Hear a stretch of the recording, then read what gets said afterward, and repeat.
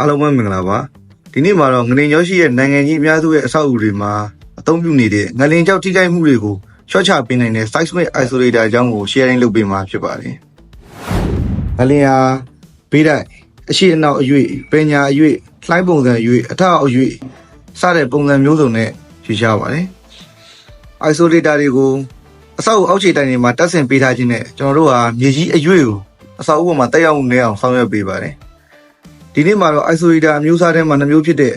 LNR နဲ့ LRV တို့ရဲ့အကြောင်းတွေကိုရှင်းပြမှာဖြစ်ပါတယ်ကျွန်တော်အခုမြင်တွေ့နေရတဲ့ LNR 702အမျိုးအစားဟာ rubber နဲ့ steel plate တွေကိုပေါင်းစပ်ထားတဲ့အမျိုးအစားဖြစ်ပြီး LNR ကတော့ကျွန်တော်တို့က leadless neutral rubber ကိုရည်ညွှန်းတာဖြစ်ပါတယ်700ကတော့သူ့ရဲ့ effective diameter ဖြစ်ပြီးသူကတော့အမျိုးအစားကိုရည်ညွှန်းတာဖြစ်ပါတယ်ဒီမျိုးစားကိုသုံးမယ်ဆိုရင် additional damper တွေထပ်လို့မှာဖြစ်ပြီးတာမန်လူနေအဆောက်အဦတွေမှာအသုံးများကြပါတယ်အခုထပ်မံမြင်တွေ့နေရတဲ့ LRV အမျိုးအစားကတော့ lead rubber bearing ဖြစ်ပြီးအရေးကြီးအဆောက်အဦတွေဆေးရုံတွေအထက်မြင့်တွေမီးတက်အဆောက်အဦတွေစတဲ့အရေးကြီးအဆောက်အဦတွေမှာအသုံးများပါတယ် rubber layer နဲ့ lead core လို့ခေါ်တဲ့ခဲ layer တွေပေါင်းစပ်ထားပြီးပုံမိုအဆင့်မြင့်တဲ့အမျိုးအစားဖြစ်ပါတယ်ကုန်ကျစရိတ်အပြင်တော့ပုံမိုကုန်ကျမှာဖြစ်ပါတယ်ဒါပေမဲ့ဒီလိုအဆင့်မြင့် isolator တွေသုံးထားသည့်တိုင်အောင်အဆောက်အဦရဲ့တခြားမှန်မှာတွေမခံကန်းခဲ့ရင်တိုင်တွေထုတ်တွေ foundation တွေမကောင်းခဲ့လို့ရှိရင်အဆောက်အဦက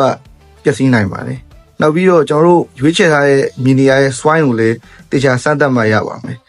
ကျွန်တော်တို့ဟာ soft soil basin effect လို့ခေါ်တဲ့ပတ်ဝန်းကျင်မှာမြေမာတွေရှိပြီးကိုယ့်ရဲ့အဆောက်အဦကမြေပြော့နေခဲ့ရင်ဥမာအဖြစ်ရေကန်ကိုမြေဖို့ထားတဲ့မြေမျိုးဖြစ်နေခဲ့ငလင်လာခဲ့လို့ရှိရင်ဘေးပတ်ဝန်းကျင်ရဲ့မြေမာတွေကိုလှိုင်းရိုက်ပြီးတော့ကိုယ့်စီကိုလှိုင်းနေပြန်လာနိုင်တဲ့အန္တရာယ်ရှိတဲ့အတွက်ကြောင့်မလို့ငလင်တန်းကိုပိုထိနိုင်တဲ့အတွက်အထမ်းမြင့်ဆောက်ဖို့အတွက်မသင့်တော်ပါဘူးဆောက်လုပ်ပြမယ်ဆိုရင်တော့ကျွမ်းကျင်တဲ့ engineer တွေနဲ့စနစ်ကျတိုင်ပင်ပြီးဆောင်ရွက်သင့်ပါတယ်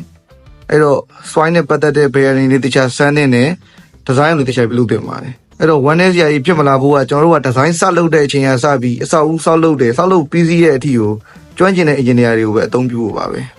ကျေးဇူးတင်ပါတယ်